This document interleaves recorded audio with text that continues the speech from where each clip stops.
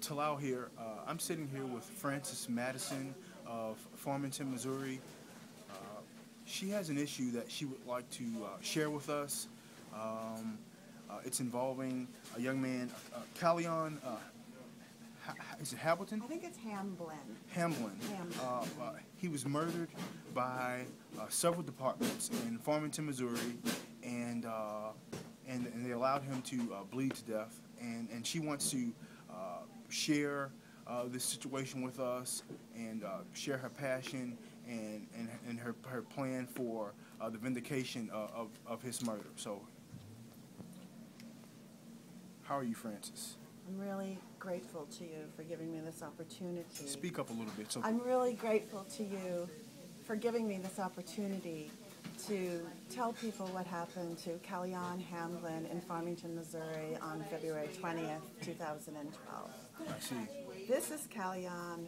I guess he was in Pacific Prison. At this point. I think this is such an emblematic picture because he was so incredibly handsome, even in his prison duds. And I like also that he is up against the wall of the prison. And one of the important contexts, I think, for Callion's story is that when he was born in 1979, I believe there were 6 penal institutions in Missouri. There are now 22. 16 major penal institutions were constructed in Missouri in his lifetime. It's almost as if he didn't even have autonomy, that he didn't even have agency, that power was looking from above and slotting. Who are the people that are going to fill up these 16 new prisons? And his name was on it. He got dragged into, well, his biography is actually tragic. I mean, he was adopted when he was 2. His adopted mother passed away when he was only 13. He was then shipped down to Lesterville, Missouri, I think, to the kind of the boys' youth, facility down there. When he was 18, he was put out. There's no, you're out of the system. He didn't have any family at that point that he was aware of. He went with some other friends to Farmington. He did all of the kind of low-level jobs, working in Wendy's and Ryan's and Steak and Shake, various other. Along the way, he got pulled into the criminal justice system, really petty stuff. And then, of course, once he got pulled in, then it's all of the insanity of the parole violations, the probation violations. It's how it's structured to completely disadvantage the people that are in the system. Disenfranchised. And completely disenfranchised. Right. So, yeah. So, I think he did 4 years incarceration. But before that, he was married to Brandy. This is a picture that Callion made of his ex-wife, Brandy. This is our badass criminal, that is just such a really lovely person doing all these drawings and some poetry and things that I want to share with you. Anyway, he had 2 boys. He has Xavier, that's his child with Brandy, and he has another son named Keandre. And I think I'm going to be able to meet them on Sunday. They're coming over to my house because we're also doing a video, Talal, and we're going to be able to include the boys. We're not going to be talking about any of the traumas with them, just their relationship with their dad and what it's like for them now. I think this is one of the most tragic aspects of this. This is Callion, when they took him down, was a 32-year-old African-American man with 2 boys. What happened that night, as much as we can understand it, is the bail bondsman had been running after him for about 3 weeks. And they had chased him through Park Hills, had chased him through Bonne Terre, other places, and in Farmington. They were sick of it. I remember at the time, right after the shooting, and talking to some people in Farmington, and they were telling me stories about how, the bail bondsmen were chasing him through their backyards and over the patio furniture and everything. So this had been going on for a few very frustrating and unprofitable weeks for the bail bondsmen. So I guess their solution was it was time for him to die because it looks absolutely like an execution. It looks like a military operation. It does not look like a police action. So exactly what was his demise? So he had been he got caught in front of a shoe store in Farmington. I guess some people he was with had stolen some shoes or something. And anyway, the cop said that he had some Xanax and some heroin in his shoe, in his own shoe. I don't know if that's true or not. So is that why they murdered him? Well, this was the charge. Now, when they charged him with it, they first said 2 life sentences for this little Xanax and heroin he had in his shoe, if he even had it in his shoe. And then they got down to 14 years, right? Again, just unbelievable overkill in the punishment for totally disproportionate to the crime, but because he was in the system and this violation, that, you know how they do it. Right. So he was on the run. He did not want to go back to jail for 14 years for some bullshit. And, but, they were bearing down on him, and he had actually called some of his friends that night and said that he was reconciled to the fact that he was going to have to turn himself in, and he was preparing to do that. Right. Anyway, at the same time, one of the bail bondsmen told the police that they had trapped him in somebody's apartment and that Cal had taken out a gun and jacked the chamber or shot it or something. No corroboration, I don't even think they asked for any corroboration. But it was on the bail bondsman say-so that the chief of police ordered this kind of interagency manhunt. And so what happened was, in the dead of night, of course, where there would be no witnesses. This is what I mean by military op, that, it seems so kind of planned and executed to take place in the dead of night with no witnesses and all of that. So, and, they'd been to Brandy's house, they'd been to Tucka, that's another friend of his grandmother's house, and the bail bondsmen, for all the weeks that they had been hunting for him everywhere they went, they told everybody that they talked to, all of Cal's associates, that they were going to hurt him when they found him. So they had previously, before even engaging with him, they had told his friends and family they're that going to hurt him when they find him. When we get him, we're going to hurt him. So, I think that was really an important piece of why Cal was running. Right. I mean, at a certain point, when a lot of people are calling you up and saying, hey, they said when they catch you, they're going to hurt you. You kind of keep running, even though it was a terrible situation. He was in an impossible situation. Right. And look at the video that you posted the other day about these gladiator games that are going on. This is the criminal justice system you're supposed to submit to, that you're supposed to gleefully turn yourself into. Right. It's Abu Ghraib, anything goes, right? For all those reasons, he was on the run. So, on the bondsman say-so, Rick Baker, who was the chief of police in Farmington, I guess was in charge of the operation, I imagine, because he was the one standing out in front of USA Drugs afterwards with his Bass Pro fishing cap on, just talking about the tragic events and the inevitable, conclusion, and they always try and make it seem like, Cal's bad choices, his, being prone to destructive behavior, almost like nature taking its course. And they're very good at kind of making that story up, and that's how it appears in the St. Louis Post-Dispatch and in the other media, that if only Callion had been more reasonable, it would have gone down differently. In my opinion, and the opinion of the group, and by the way, the group is the friends and family of Callion Hamblin, and we all feel that you start from the outcome and, kind of wend your way back, and there was no way that they were just trying to apprehend him in kind of a police way, that it really was an execution from the jump. So what they did is they, at a certain point, they got also on the bondsman say so that shots had been fired or whatever. Do you know the name of this bail bondsman there's agency? Mike Cross and Tim Tucker were the two. Mike Cross and Tim Tucker bail bondsmen? Yeah, there's 2 different bail bondsmen involved. And so that everyone knows, what other agencies were involved? The Farmington Police Department, the St. Francis County Sheriff's Department, these 2 bail bail bondsman agencies, and in the paper it said the Highway Patrol. I don't know if they were part of the posse or if they came afterwards. You know, if they were called after. It's unclear. Right. It's unclear. But they contacted AT&T at a certain point, and they tracked Callion on his cell phone. They knew where he was. Right. They ran him through the streets like a fox in a fox hunt. It was a blood sport. Right. They pushed him. He was on foot. It's in February. He has no coat on.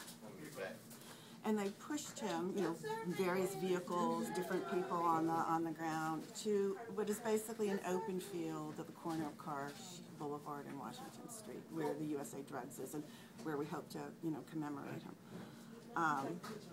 No place to run, no place to hide, out in this open field, surrounded by dozens of personnel from all of these departments.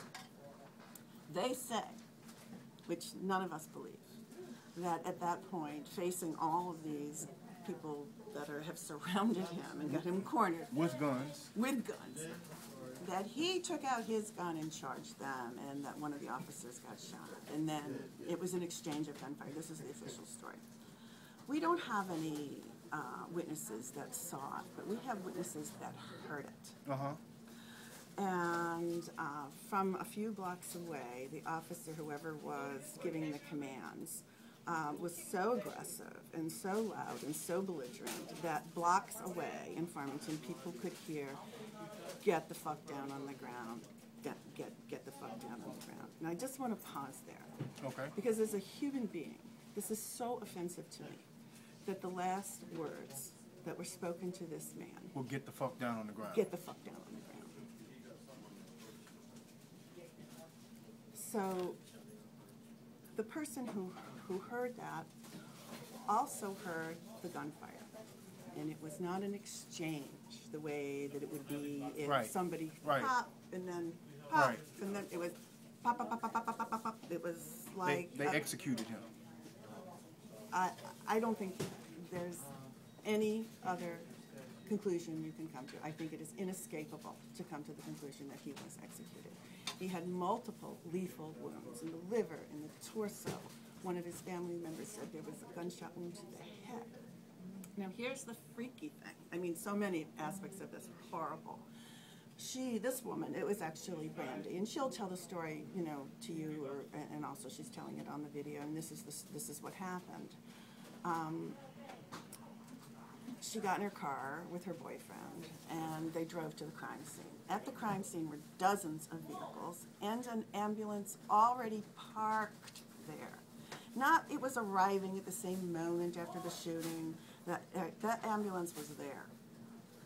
So she gets out of the car. She's frantic, trying to find out what happened.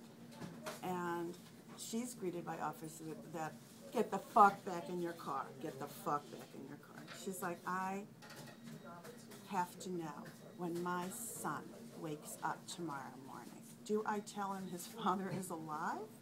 Or do I tell him his father is dead? Get the fuck back in your car." That's how she was treated. It's pretty much the norm, being a young black male. So. Yeah, it's just a very painful story to hear. You know, when you hear all the details. You know. And so there was an ambulance already on site. Yes. So there was an ambulance on site. They didn't scoop him off the ground after, and you have to see this picture in the St. Louis Post-Dispatch with all of the flags where all the evidence is, and who knows how many even more bullets there were. Those are just the ones that, you know, were. So they didn't scoop him up and rush him to Parkland or Mineral Area Hospital or any other medical facility where they could attempt to save his life. It said in the paper that they let his body lay there till 6 o'clock in the morning, till sunup. They made sure he was good and dead, huh? It's almost like a Greek tragedy. I mean, it's just an unbelievable desecration of a human being. So just on the level of humanity, you know, we feel that it needs to be answered, that his humanity needs to be supported, that it really can't stand the way that they allowed it to go down. And so, Frances, why are you so passionate about this case, and what do you hope to accomplish by advocating for this young man? I'm really glad you asked the question, because it's something that I'm grappling with too, because I'm really devoting a lot of time and energy to this, and I think part of it, quite honestly, is a sense of amends. You know, not to Callion or his family or anything, but just the kind of sometimes you just exert yourself or arouse yourself, because when you live in a racist society and you're the beneficiary of that racist society and you have no say in that, you know, that's just the way that they have carved us up, you know, who's going to win and who's going to lose. You know, kind of at a certain point, part of my social justice passion and just wanting to be a certain kind of human being on planet Earth, and being so outraged by the violence that is inflicted upon the African American community and always has been. And this is what I really wish that white people would understand, is that the violent oppression that is introduced and then routinized and then normalized on the backs and bodies of African Americans, eventually that all spreads out. This is a class war. So let me ask you this. So there is a such thing as white privilege. You just acknowledged that fact. Hell yeah. Do you think that you are using your white privilege, or not even the fact that you're consciously using your white privilege, but that your white privilege can actually give a boost, some momentum, some kind of validation to this young man's life and death? Yeah, I've got contacts. I'm an educated woman. I can use my words, you know, to persuade. People aren't threatened by me because, you know, I'm this, you know, friendly old lady with a smile for everyone. So I can get some things done, you know. But the thing is, and you'll actually be heard. And I'll be heard. And my whole thing is really, like you, is making sure that other people's voices who aren't heard are heard. Right. I want to be conduit for that. I want to help with that. I'm actually a little embarrassed that I'm the one, and I hope that I'm not the last person that you talk to about this, because it should be somebody here with black skin. It's just the way it went down. And I'm happy to be here, and I'm really glad that you're taking the time. So I mean, I just want to tell you a little bit more about what happened in Farmington. So they had an inquest. I guess there was a highway patrol investigation, and they rubber-stamped everything that went down that night. And then there was an inquest. And we actually found out, because it's a small town, and one of the jurors told somebody that told us that, you know, obviously it was a hand-picked jury. It was a 25-minute deliberation, I think I read in the paper. And so these officers actually did have to go to court and deal with. So they were charged with murder. No. They were just, you know, kind of like giving the official, right. You know, nothing. Going you guys didn't do anything. Right. Yeah, they're just going through the motions. But what we were told is that they were presented with a scenario. If such and such happened in such and such a way, would you think that the police did the right thing or not? They were not allowed to ask questions. I mean, it was a pizza party. Right. It was a pizza party. So it wasn't a situation like this happened to this young man. This is his name, and this is what happened to him. It was kind of like, if this happened, if this is hypothetically happening. That's what we heard. Right. I see. That's what we heard. Not hypothetically. I mean, they knew that. You know, right. They knew his name. They lived in Farmington. They knew that he had been shot down. You know, so it wasn't totally like that, but pretty much. You know. So, and of course they were all, you know, feeling very intimidated. And the small town mentality anyway is so conformist and so, it's just so stifling. So this actually radicalized some of the people that are involved closely, because they're not activists. They didn't have a political consciousness. They weren't looking at this through a political lens at all. But they're outraged that this could happen. But they thought they were going to get justice in this inquest process. It's a certain naivete that Americans have to get over, because we don't have anybody looking out for us, and very few people anyway, and certainly not the people that perpetrated something like this. So, so they became radicalized. So this is a fascinating kind of human and political evolution too that's happening. And we met last night because, Tal, things are getting really exciting. It's like once we made the commitment to kind of go forward to try and put together a commemoration rally. Now you have to understand, in Farmington, Missouri, the only rallies that have ever been have been KKK and Tea Party. So we're going to be making Missouri history, and I think of the right kind. It's frightening. So the town of Farmington has a big KKK community there? I wouldn't say that it's a big community, but occasionally in St. Francis County, they have a rally, and, they have these message boards, and you can see people expressing opinions on both sides. Oh, why did these KKK people come out? It makes it all look so bad, and whatever. I mean, it happens in New York, too. We had KKK rallies in New York, too, so it's, it's everywhere. But all I'm saying is that there's no activist community per se. There's no tradition of speaking truth to power or protesting. Usually people there are very submissive, and something is changing, is what I'm pointing to. And so we're in this very delicate moment. And as I think I may have told you, we kind of reached out to, and we're starting to get some tentative commitments, and even more than tentative commitments. Zaki Baruti is going to, ACLU may get involved, Occupy the Hood may get involved, all these different organizations that are in place that could potentially play a wonderful role. We're talking to them, and we're talking to black student unions at various campuses, and so it feels like if we all would hold hands and take a breath and take a big leap together, that we could have this incredible kaleidoscope of it could be something that we could really change. We could really change the climate. We could make it much less possible for them to shoot another black man down in Farmington, Missouri, anytime soon. And that's what we want. So Frances, you reached out to me on Monday when I published a piece called "Political Police Harassment."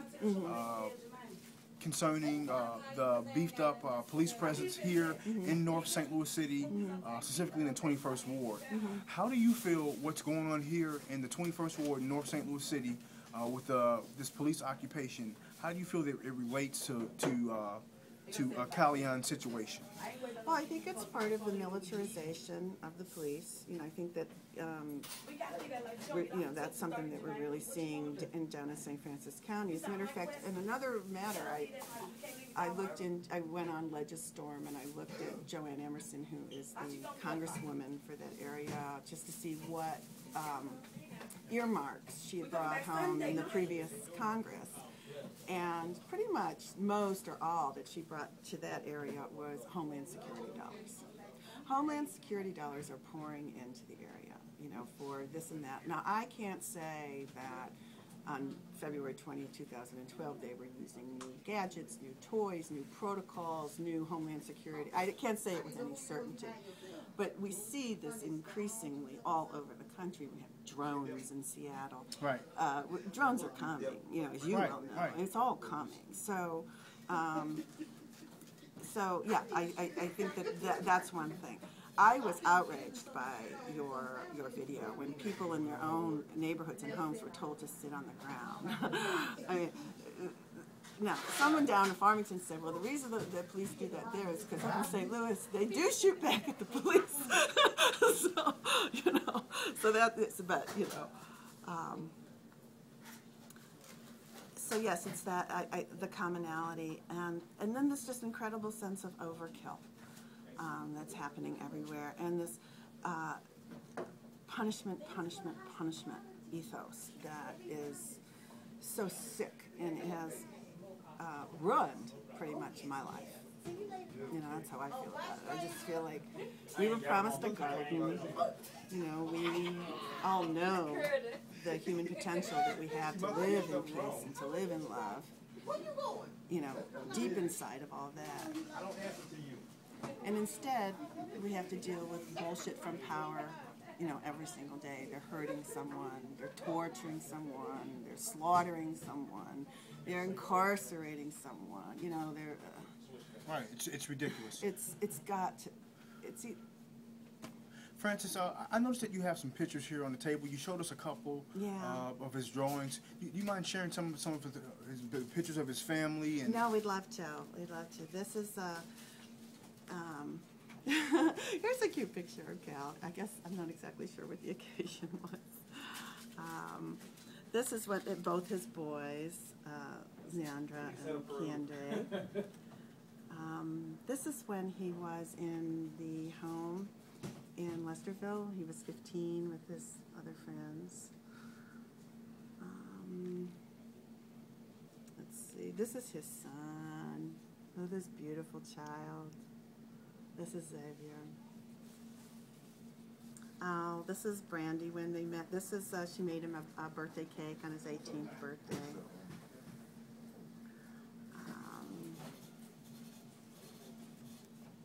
This is from their wedding at the courthouse. These are some of his friends.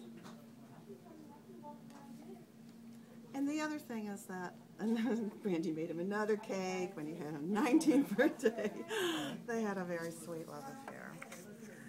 And then the other thing is that, you know, they tried to portray him as some kind of, you know, serious criminal that needed to be eliminated. It was a danger to the community, and this is absurd. You know, the crimes were all petty.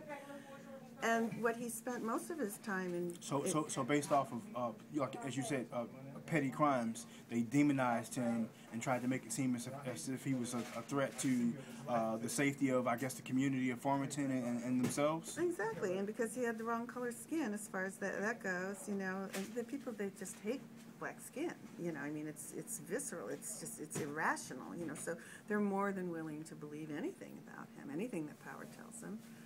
And so that's the other piece of it, is we really want to say, no, that wasn't him.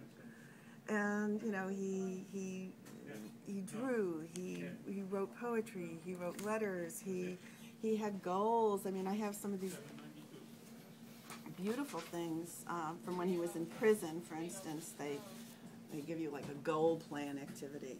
And he said, I've decided that my goal is to go to college and get a degree in psychology.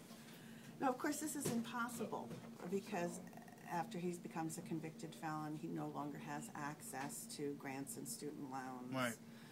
Any decent job he might get on the merit of his intelligence, because he's a very intelligent man. He's foreclosed from because of background checks that are going to indicate his criminal background. I mean, at a certain point, you're just kind of completely trapped in the options. And that's exactly what I mean by disenfranchised. The disenfranchised, you know.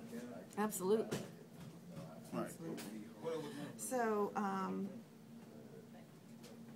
yeah, I mean, he just wanted to kind of take care of his kids and be with his friends, and, you know, he's just a sweet man.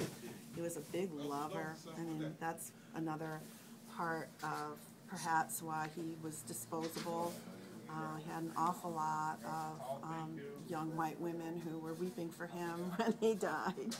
And, you know, that may have been a factor of them feeling, okay, well, we can kind of, we can get rid of a problem. So Frances, let me ask you, so if, you know, people who see this video, they want to latch on to this and they want to fight for justice for Callion, or they just want to, you know, contact you and ask questions, so you have a website, an email address, a phone number that people can reach out and share information and get information from you. Well, here's the thing. We have a Facebook page, but it's been a closed page because at the time of the shooting on Facebook, there were so many horrendously racist and hurtful things that it was the decision of the group, and this is a close group of mourners, really, to have it closed. So I would just say for the moment, if anybody would like to get in touch with me, just to contact me on Facebook or should I give my personal email address? Yeah, why not? Okay, sure. It's my name, Frances Madeson, FranceSMadeson @gmail.com. Okay. Yeah. Do you think that before we close, I could share one poem that Callion wrote? Sure. Why not? I know we've gone a long time. I imagine you're going to... actually, would you like to read it? No, go ahead. Okay. Go ahead. It's called Mail Call. Darkness and loneliness fill my cell with pain and fear too great to tell. Actually, could I start over? I made a mistake. Go ahead. Darkness and loneliness fill my cell with pain and fear too great to yell. I wait for the mailman to deliver to me as I wipe away tears that no one will see. I pray so sincere, with head raised above. Please, God, soon send a letter of love. I can't wait to look upon pages so dear, with riches to bring my loved ones near. Words of diamonds on pages of gold, a message from heaven as their story is told. We love you, miss you, pray you'll be free. A treasure-filled envelope just for me. Please bring memories of joys I once knew, family, friends, and things I would do. The darkness and pain of my cell will prevail as my name again.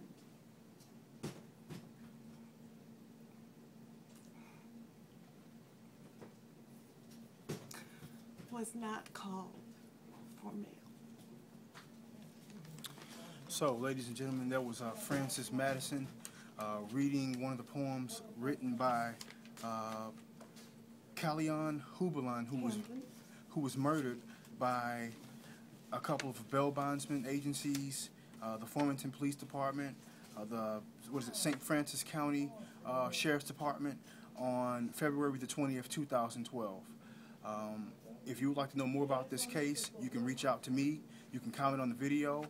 Frances left an email address. Please subscribe to the channel, like the video, and share this story with friends and family so that people can know about it. Thank you.